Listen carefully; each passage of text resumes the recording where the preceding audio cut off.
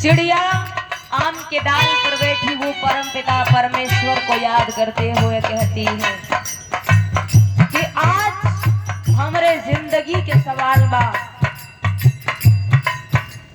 अगर ऊपर जाई तबाज बेईमान नीचे, बहेलिया धनुहा पे बान साज के खड़ा बा। कहना है एक बात और कहे के बामाश जाई।